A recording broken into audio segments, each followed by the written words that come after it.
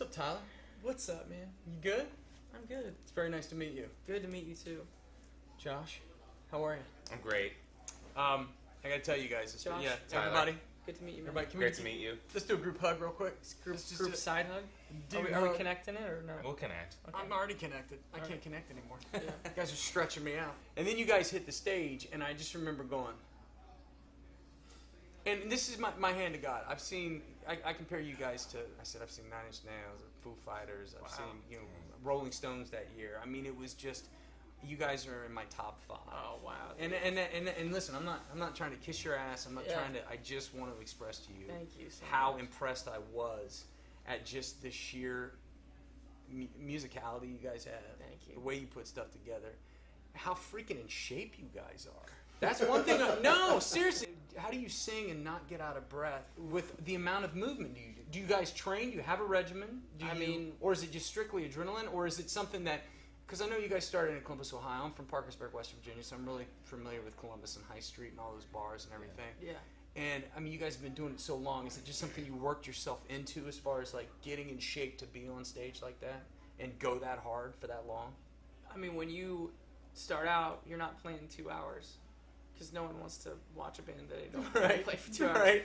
So we play for 20 minutes or whatever, 30 minutes, and then a few years later, 35 minutes, and a few years later, maybe 45 an hour, and then you do a headline, you do like maybe an hour, because that's how many songs you have that people may know, and so then it just slowly builds, and now we're doing 2 hours, and yeah, vocally, I've learned a lot over the years of, how much I can take, talking during the day, just, how much I've got. I mean, Josh could probably go into detail about just conserving energy over the course of a show. I saw you jump up onto a piano, do a backflip off, and it was at a point in a song where it was like a big D crescendo, and it just went to you on the mic, nothing else behind you, and I looked at my wife, and I'm like, he's not breathing hard. There wasn't that, because when you see people live and they're... Yeah.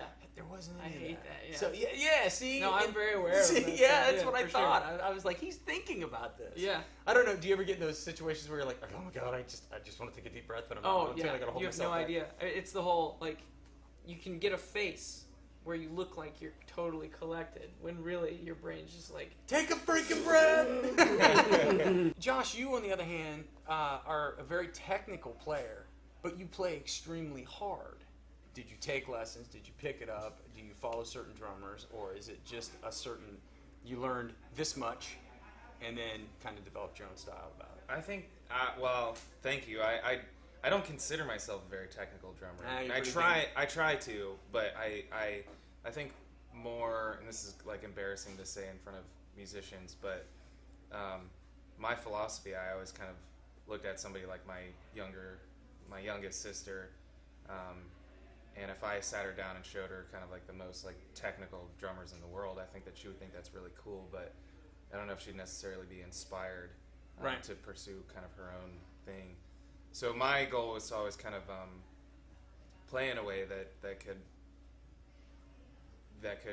have my youngest sister look at and say, I want to not even play drums, but I want to pursue my own kind of art or craft, and that's kind of how I looked at that. And I think also it was something that was a time in my life where there was kind of like some anxiety or like weird stuff that just playing really hard helped me to kind of get rid of. It was kind of a therapy type thing that I looked at more than even just being like, how can I be as technical as I can?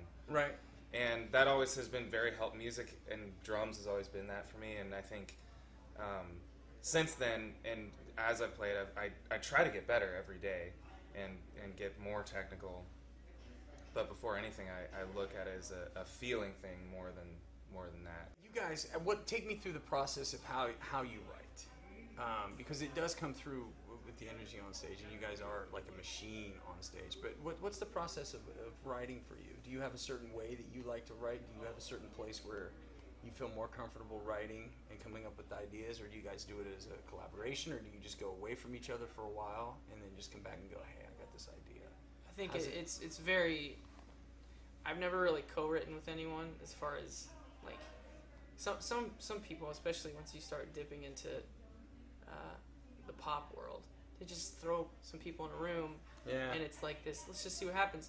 And it's really cool because you can connect with. I mean, playing music with someone is this almost magical thing where you have this level of I don't know, intimacy with, and it's really cool. And Josh and I definitely have that.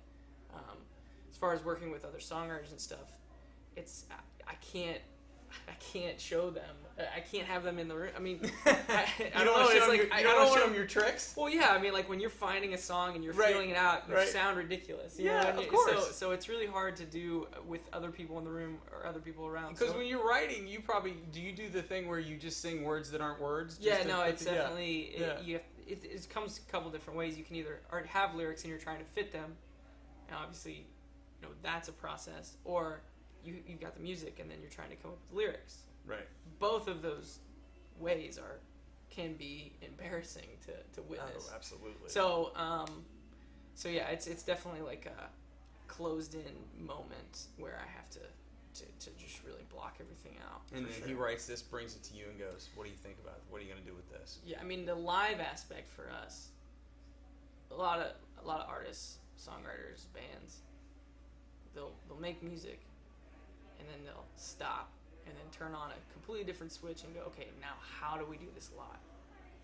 For us, the songwriting process and the creative process is in step with the question, how do we do this live? It happens at the same time. So whether it's transposing the song down to play easier in a certain instrument, or changing the BPMs. And I read this story, and I don't know if it's true, because there's a lot of stories out there, but this one was fascinating to me. That when you guys first started, did you seriously go around to people's houses and drop off tickets to your shows?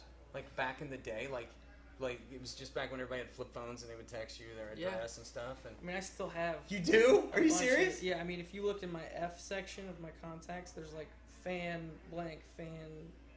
like, because I didn't know them, but they reached out and wanted to go to a show, and I would just meet them. So No, you we guys didn't. did that? Yeah. What was that one gig you did when you were first starting out that you kind of looked at each other and you went, okay, this is the worst it could ever get? What was the worst gig that you can remember? The location, what you were doing? Wow, we're here and this is... Yeah. What was that moment? Do you remember? We've had a Yeah. few. We definitely had. I think there was, I mean, we've brought it up maybe a few times, but there was one show in particular. Do we remember which state that was in? I think we tried to block it out, but It was that bad, huh? well, it was one of our first interviews that we ever did, and it was just a college station, a couple college kids that reached out like, "Hey, let's do an interview. Like, Right. I know you guys are coming into town." And so we the day before the show, we drove to this college and showed up and did it like our first interview. Like, whoa, these are microphones, and like, oh, people want to know who we This are. is Like, great. oh my gosh, like, I mean, that didn't happen.